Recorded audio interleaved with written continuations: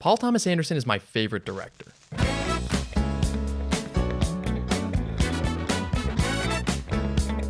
In this video, I want to talk about what makes his direction great, and how his style has developed from the maximalism of Boogie Nights with its non-stop dolly zooms, long tracking shots, and frenetic whip pans, to the mature minimalism and confidence of Phantom Thread and Licorice Pizza. To explore what makes his direction great, I want to compare two similar scenes about people arriving at a party by car. The first scene is directed by Seth Rogen and Evan Goldberg from the 2011 film This Is the End. Let's see how they shoot it. A wide shot of a taxi with a Hollywood sign behind it establishes location. The taxi slowly pulls a U-turn and parks in front of the camera, and apart from one other car at the beginning of the scene, the street is completely empty. The camera stands handheld on the curb, watching the taxi turn around, and the characters get out to look at something behind the camera that the audience can't see, which adds some visual intrigue. And then the camera pans to reveal the mansion where the party is taking place. Fast forwarding, we cut into a medium over-the-shoulder two-shot as James Franco opens the door to greet Seth and Jay. Again, a stationary handheld shot, reverse shot, shows the audience Seth and Jay's reactions. As they enter, the directors cut to a static wide shot to show how packed the party is inside. And that's it. There's movement, some visual intrigue, and all the information is laid out in a way that's easy for the audience to understand. But now, let's see how PTA would direct almost the exact same scene. PTA grabs your attention with a bright marquee and then swings the camera vertically to reveal that this is in Rosita. This camera move is an unmotivated but fun way to reveal expositional information. Next, the camera cranes downward, your eyes guided by the stream of people leaving the theater to an approaching car. The long solo shot highlights the car's importance because it contains the main characters. On-screen text establishes the time and location of the scene in case you're like me and don't know where Rosita is. Extras cross the street as the car turns, directing your focus to the club and adding layers of depth to the scene. First you see the extras, then the car, and then the club. This makes the scene feel full and alive rather than static and flat like an empty film set. As the car parks and the characters get out, they are greeted by an excited Maurice who rushes to greet them. The camera moves toward Maurice and then spins around him, adding motion and excitement to the scene and mimicking Maurice's own excitement at seeing the characters. The camera then tracks backwards, allowing the audience to focus on the characters and their dialogue before rotating again to follow them and reveal the club. The tight framing on the characters creates depth through scale. Instead of showing the whole club, focusing on the characters invites the audience to imagine what they don't see, making it feel larger. Listen, Jack, I'm ready, I'm available. You put me in a movie, okay? We're talking box office. Box office, Jack. The camera then tracks back with Maurice as he talks with one of his servers. Listen, Jack and Amber's table, take them over all the time. The separate action could have easily been covered with a cut, but the continuous take makes the action feel present and immediate, like being in a real club. Then, the camera pans and follows Maurice as he makes his way onto the dance floor, and we still have another minute left. PTA's direction turns what could have been an ordinary scene into an extraordinary one. But I know what you're thinking. Not every movie has the time or budget to film a complicated tracking shot, and sometimes maximalist direction like this doesn't fit the tone of a movie. And that's true. So let's see how PTA covers a simpler, quieter scene, like this one from Phantom Thread. Phantom Thread is about Reynolds, a dressmaker played by Daniel Day-Lewis who runs a fashion house with his sister Cyril.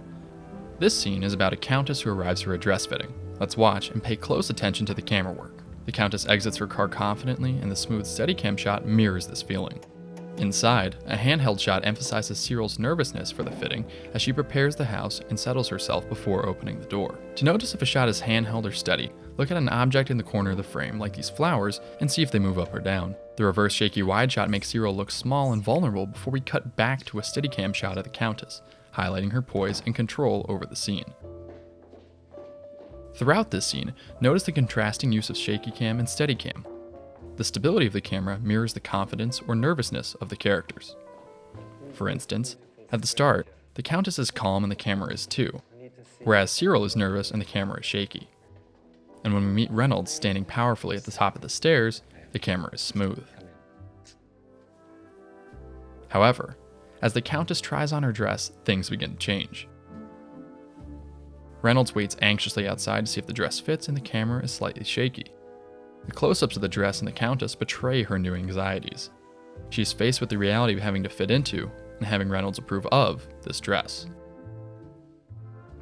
As the Countess exits the fitting room, the anxious Reynolds and Cyril sit up and turn around, eager but nervous. The Countess smiles and displays the dress for Reynolds and Cyril's approval. The camera is as steady as the Countess is confident. The camera pushes in as the final adjustments are made to the dress. But then, Reynolds comes to inspect. And in this moment, with everything on the line, while she is being publicly assessed and judged, the camera is incredibly shaky. The Countess, who once smoothly and confidently exited her car, now stands full of anxiety and worry. That is, until Reynolds approves, and the camera is steady again. Yes. Let's take her for a walk. The simple trick elevates the scene and illustrates what makes PTA a great director. Intentionality. You see, formulaic and unintentional coverage works, but that's not direction, that's CCTV footage. Direction isn't just filming the actors, it's using the camera to tell the story and make the audience feel for the characters. Let's say you have to film a party scene. You don't just cut to a wide shot to show that people are there.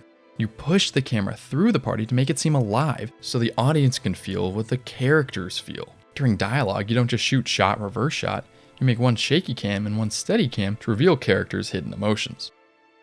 For establishing shots, you don't just have the camera wait and watch a car pull up. You add people and movement to make the shot interesting. Or you show it for a second and get it over with, rather than drag it out for no reason. Good direction doesn't have to be obvious or stylized. The direction in Phantom Thread certainly isn't. But from now on, when you're watching a movie, ask yourself, why this shot? Does it make the scene funnier, scarier, or reveal something about a character? If the answer is no, there's a better way to do it.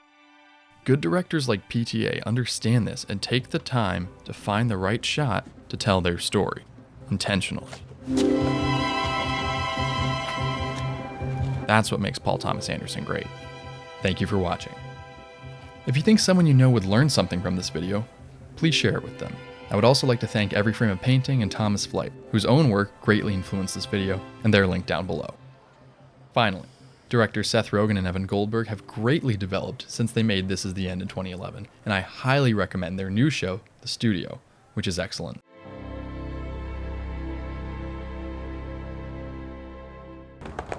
Keep going. Keep going. Keep going. Good.